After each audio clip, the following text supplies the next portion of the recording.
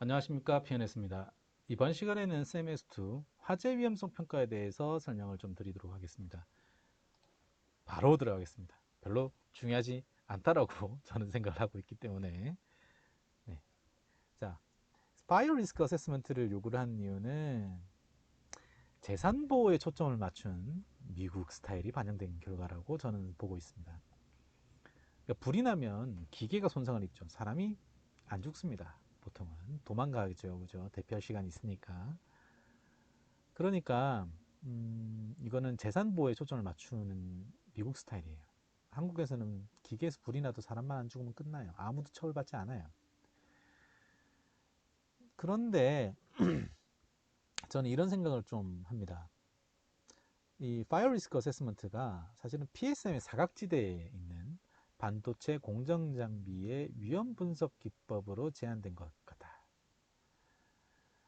PSM이라는 게 결국 그 설비가 위험 구역 안에, 즉 그 폭발 위험 구간 안에 설치되어 있을 때 어떻게 관리를 할 것이냐라는 걸 다뤄야 되는데, 이 기계 자체가 인화성 물질을 다루고 인화성 물질을 다루니까, 그러다 보니까 기계 내부에서는 그럼 어떻게 할 거냐, 이게 좀 애매해지는 거거든요.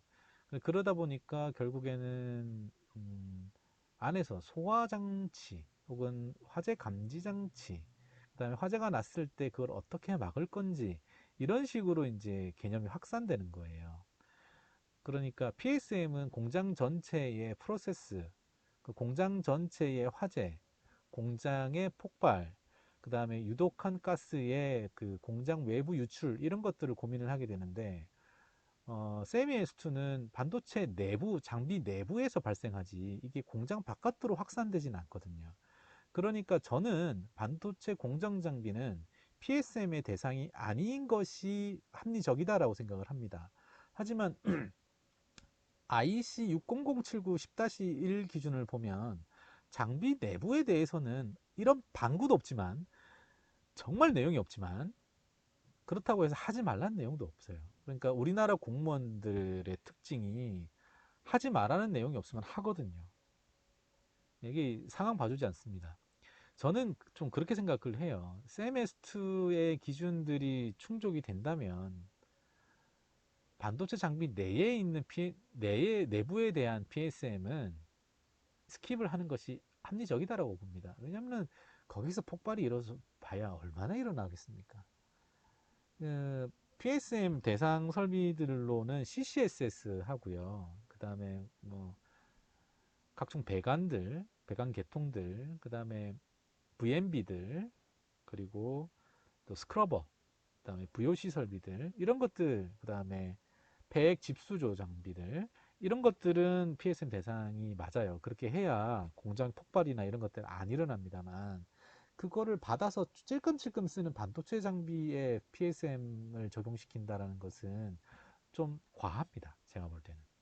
그러나 이미 시작이 됐고, 그리고 그 내부에서의 폭발 위험 구간에 대한 검토, 그 다음에 그것이 얼마나 합리적으로 안전 관리가 되고 있는지에 대한 검토는 시작이 됐어요. 뭐 죽이 되든 밥이 되든 하고 있더라고요. 예. 그러니까 제가 볼 때는 파이어 리스크 어세스먼트는 한국에서는 더 필요 없어졌다. PSM 사각지대가 아니기 때문에 반도체 공정 장비가, 그래서 별로 중요하지 않다라고 보는 겁니다. 60079 10-1 기준을 적용할 수 없거나 혹은 구분사항에 any 즉 비방폭 구간에 해당이 될 경우에 파이어 리스크 어세스먼트를 부가적으로 적용해서 화재에 대비하는 것이 이제 좀 합리적이다라고 보는 거죠. 그러니까 삼성전자나 SK 하이닉스에 계신 분들은 파이어 리스크 어세스먼트에 너무 매달리지 마세요. 그 중요하지 않아요. 그래서 제가 늘 얘기합니다만 한국 법에는 CMS2 맞지 않습니다. 인화성 물질이 없어도 써야 하느냐? 제가 정말 궁금하더라고요. 그런데 규격을 아무리 쳐다봐도 인화성 물질이 없으면은 안 해도 된다 이런 내용이 없습니다. 그 전기장치 배전반, 분전반에 화학 물질이 들어가는지 인화성 물질이 있는지 없는지 이런 것들 다 따져야 되고요. 인화성 물질의 범위가 가스, 액체, 고체 다 포함됩니다. 그리고 플라스틱도 다 포함되고 종이도 다 포함되겠죠. 그러니까 전기장치 안에는 퓨얼, 연료가 될 수 있는 것들이 굉장히 많고, 점화원도 많고 뭐 이렇게 되는 거죠. 써야 됩니다. 결국 안 써도 된다는 근거 어디에도 없어요. 근데 참 무의미하죠. 배전반에 대해서는 이미 60204-1이나 그다음에 NFPA 79 미국의 경우 그다음에 S22를 통해서 화재 위험 가능성에 대해서는 이미 다 검토를 했는데 파이어 리스크 어세스먼트에는 배전반에 대해서 안 해도 된다 이런 내용들이 없습니다. 그냥 가스가 없으니까 그냥 대충 형식적으로 쓰는 것이 현재 그 CMS2의 요구 사항에서는 그게 부합하는 게 맞습니다. 화재 위험성 평가 내용은 CMS2 평가 업체마다 좀 스타일이 다릅니다만 이 지금 여기서 설명하고 있는 내용들이 반드시 추가되어야 돼요. Severity, Likelihood. 이거는 지난번 리스크 랭킹하고 똑같습니다. 네. Low, Very Low 뭐 이런 걸로 구분이 되죠. 그 다음에 연료 정보, 그 다음에 케미칼이 들어가는지, 그 다음에 구조물이 뭘로 되어 있는지, FM4910이라든가 UL94의 난연 성능이라든가 이런 것들이 이제 여기서 다뤄지는 거죠. 그러니까 화재 위험이 있을 경우에서는 FM4910을 쓰는 거예요. 아시겠죠? 그냥 아무데나 뭐 FM4910 쓰는 거 아닙니다. 그러니까 배전반에 시창으로 썼다. 그러면 강화 유리를 쓰든가 FM4910 또는 UL94 인증을 받은 폴리카보네이트를 써야 되는 겁니다.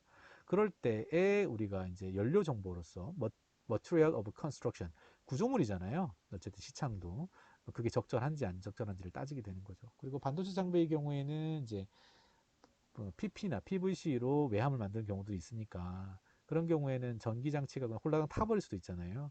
그러니까 그 재료들이 난연 성능을 갖고 있는 것인지 FM4910 재질을 갖고 있는 것인지 이런 것들을 따져줘야 되는 것이죠. 그러니까 CCSS나 뭐 이런 독성 물질 이런 것들의 경우에는 파이어 리스크 어세스먼트는 매우 중요한 부분을 차지하게 됩니다. 그 다음에 점화원 정보, 히터가 있는지, ESD에 접근할 수 있는지, 정전기입니다. 레이저, 스파크, 아크 이런 것들 다 써야 돼요. 네, 그 다음에 잠재적인 점화원 정보, 공정상의 문제라든가 그래서 온도가 올라갔다든가 자연 발암물질, 신란 계열이 뭐 유출이 됐다든가 이런 것들이 뭐 배전반으로 확산될 수 있는지 뭐 이런 것들 따져야 되고요. 네, 다음 공정상의 과한 가능성. 즉 이제 공정을 하다가 온도가 올라가면 점화원이 없이도 이제 불이 날 수가 있죠.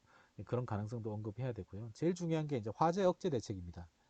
그래서 소화기가 있는지 구조적으로 뭐 불이 안 나게끔 만들었는지 확산 안 되게 만들었는지 철제 외함으로 만들었다면 그렇겠죠. 그다음 뭐 인터록이 있는지 이런 것들을 이제 화재 위험성 평가서 안에 기재를 하도록 되어 있습니다. 만약에 그 여러분들의 기계가 어떤 위험한 물질들을 사용한다면 네, 화재 위험성 평가 내용은 물론 PSM하고 상관없지만 매우 중요하게 관리되어야 되는 내용들은 맞습니다. 보조적으로 아주 의미 있는 내용들을 담게 됩니다.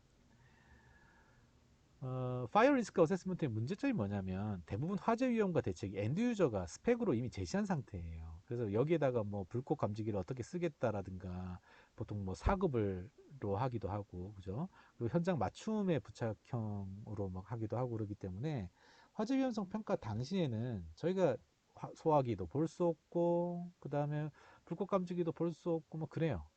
네, 그 상태에서 화재 위험성 평가가 제대로 될 리가 없겠죠. 그러니까 끼워 맞춤식으로 레포트가 작성될 수밖에 없습니다. 그래서 한국 상황에서는 그냥 PSM 자료를 작성하는 것이 더 적절하다. 그래서 저는 이렇게 얘기를 합니다. 이왕 뭐 노동부에서 그 반도체 장비에 대해서 PSM 대상이다라고 결론 내린 이상 PSM 자료를 요청하시는 게 맞아요. 파이어 리스크 어세스먼트 의미 없어요. 한국에서는. 그리고 PSM 자료를 통해서 좀 더 보강을 하시는 것이 좋다. 저희 PSM 잘합니다. 다음 이제 파이어 리스크 어세스먼트를 제조사가 작성할 수 있느냐? 원칙적으로는 이제 제조사가 작성하는 것이 맞는데 평가자가 평가하는 것이 적절합니다만은 만약에 평가자가 소방이나 방재에 대해서 개념이 없을 경우에 이 검토가 굉장히 형식적으로 흘러가요. 네. 그래서 전문가의 피드백을 받는다라는 이제 세메스터 취지엔 적절하지 않아요. 소방 방재에 대한 개념이 있어야 파이어 리스크 어세스먼트를 제대로 작성할 수 있거든요. 뭐 저희 회사에서 뭐 안전공학과 달리 뽑았겠습니까? 지금까지 사람과 사회를 생각하는 안전기술 서비스 기업 PNS였습니다. 감사합니다.